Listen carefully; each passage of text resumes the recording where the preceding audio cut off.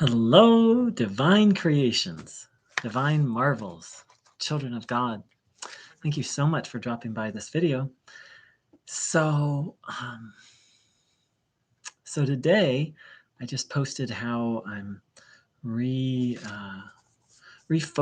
on this channel, more like broadening to a number of topics, and I got such an amazing response. I'd love to read it, and I'll respond to it. So this person said, so I talked about being guided by God, and this person said, being guided by God means being willing to murder who he tells you to. It means being okay with a divine being required ritual infant genital mutilation of any people. It also means being so unforgiving, not the forgiving he tells you you have to, that you are willing to throw your own creation into an eternal conscious torment for the crime of not adoring you. Thank you so very much to the person who wrote this. And that's actually what this channel is all about. This channel is all about debunking such ideas. So, oops, sorry. I was pulling up the comment. So, first of all, this person wrote, being guided by God means being willing to murder who he tells you to. So that may be, again, the religious understanding. Of course, there's the Abraham and his son. There's that famous story. But being guided by God, to me, means listening within, to our soul, to the place where God lives inside of us. Not listening to some voice, though some people do hear a voice that they believe is God. They would have, for me, that would mean you'd have to check that voice with this. Not listening to a scripture or a preacher or a teacher, but listening deeply inside themselves. And so, yeah, I mean, I've been exploring being guided by God for a long time, and I've never had a sense of being called to murder someone. Next issue, this person wrote, it means being okay with a divine being requiring ritual infant genital mutilation of any people. So I consider that religion. I consider that nonsense that's written in holy books. I think it's absurd and barbaric, and I think it has nothing to do with God's will. I'm pretty convinced that has everything to do with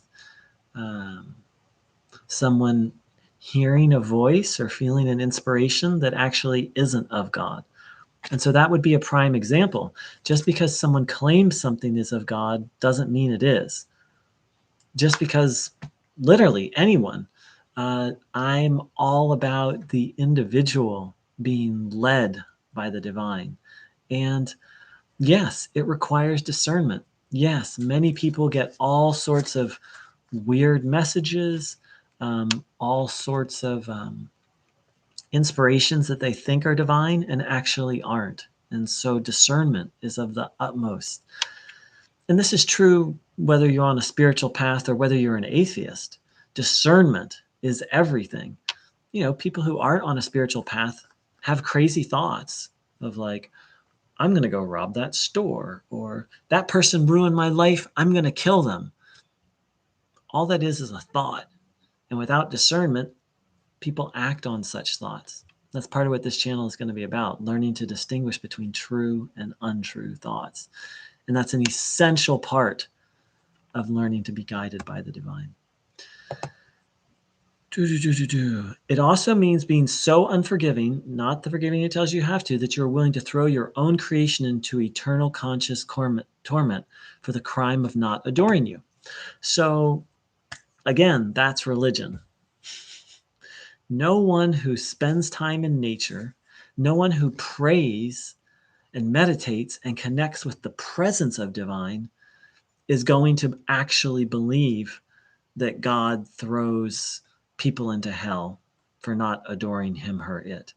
That's a religious idea that then people then believe out of fear. No one really believes that. People get afraid and believe that. So I love the comment. Thank you so very much. This is what this channel is all about, learning to distinguish, um, uh, again, an individual spirit, God. I use different words: spirit, source, God, love, led life versus following crazy thoughts that you just thoughts are so interesting, they just appear, right? Or following crazy thoughts that are in religious books, like the idea of circumcision in, I almost said the F word, in blank sane, completely insane.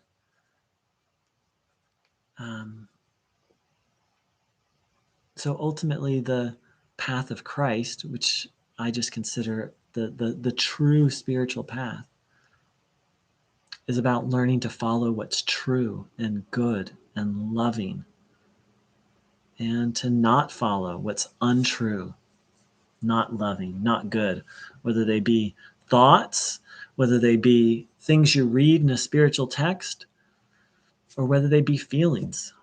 You know, feelings arise, but not every feeling is worthy of being followed. Some feelings will take us down a very dark path.